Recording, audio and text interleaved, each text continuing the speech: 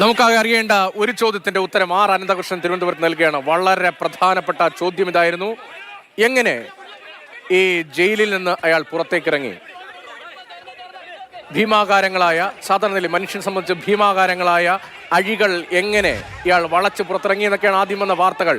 എങ്ങനെ ഈ സെല്ലിൽ നിന്ന് പുറത്തേക്കിറങ്ങി? ഇപ്പോൾ നമ്മൾ പല സിനിമകളിലും കണ്ടിട്ടുണ്ട്, ഏതെങ്കിലും ഒരു ജയിൽ വാർഡൻ താക്കോൽ അവിടെ കൊണ്ടിട്ടുണ്ടോ, അല്ലെങ്കിൽ തുറന്നിട്ടിട്ട് പോകുന്നു, അല്ലെങ്കിൽ പൂട്ടാ നേരത്ത് പൂട്ടാതെ പോകുന്നു.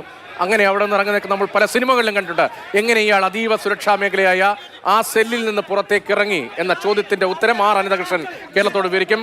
അനന്തൻ, എങ്ങനെ പുറത്തിറങ്ങി? ഇപ്പോൾ കമ്പി വളച്ചിറങ്ങി എന്നൊക്കെ പറഞ്ഞാൽ നമുക്ക് സാമാന്യ യുക്തിയിൽ ഒരിക്കലും ദഹിക്കാത്ത ഒന്നാണല്ലോ. ഇപ്പോൾ ആന ചവിട്ടിയാൽ പോലും ഒരുപക്ഷെ പൊളിഞ്ഞു പോകില്ല അതിന്റെ കമ്പികൾ, അത്രമേൽ കാഠിന്യമുള്ളതാണ്. കുറുകെ ഇരുമ്പ് പട്ടകളുണ്ട്. എങ്ങനെയാണ് ഇയാൾ ഈ സെല്ലിൽ നിന്ന് പുറത്തേക്ക് ഇറങ്ങിയത്? രതീഷ്, നമ്മൾ ലോകോത്തര സിനിമകൾ എസ്കേപ്പ് ഫ്രം അൽക്കാട്രാസും ഷോക്ഷ റിഡംപ്ഷനും ഒക്കെ കണ്ടിട്ടുണ്ട്.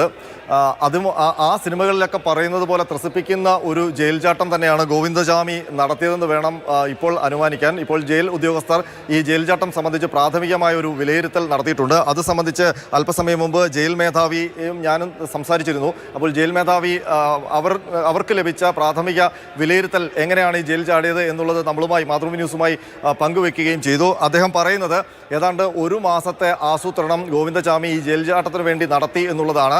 ആദ്യം അയാൾ ചെയ്തത് ഒരു ഈ കമ്പി മുറിക്കാൻ പറ്റുന്ന രീതിയിലുള്ള ഒരു ആയുധം, ആക്സോബ്ലേഡ് പോലൊരു ആയുധം കൈക്കലാക്കി എന്നുള്ളതാണ്. അത് അയാളുടെ സെല്ലിൽ ഒളിപ്പിച്ചു വെച്ചു.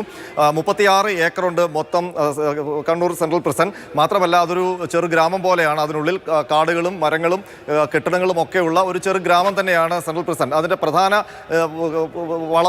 വളപ്പിന് ചുറ്റും വലിയ കോട്ടമതിലുണ്ട്. അതിനുള്ളിൽ ഇയാളെ ഇട്ടിരിക്കുന്ന സെല്ലെന്ന് പറയുന്നത് ജയിലിനകത്തെ ഒരു ജയിലെന്ന് വിശേഷിപ്പിക്കാവുന്ന 10ാം നമ്പർ സെല്ലാണ്. അത് ഒരുപക്ഷെ അടിയന്തരാവസ്ഥ സമയത്ത് പിണറായി വിജയനെ പോലെയൊക്കെയുള്ള നേതാക്കളെ തടവിലാക്കി പാർപ്പിച്ചിരുന്ന അതേ ജയിൽ തന്നെയാണ് ഈ 10ാം നമ്പർ ബ്ലോക്ക്.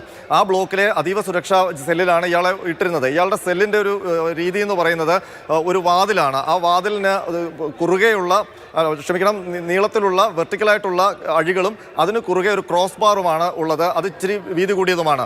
ഈ 2 അഴികൾ ഇയാൾ ഇതിനകത്തുനിന്ന് മുറിച്ചിട്ടുണ്ട്. അത് ഓരോ ദിവസവും ഏതാണ്ട് 3-4 ആഴ്ച എടുത്ത് ഇയാൾ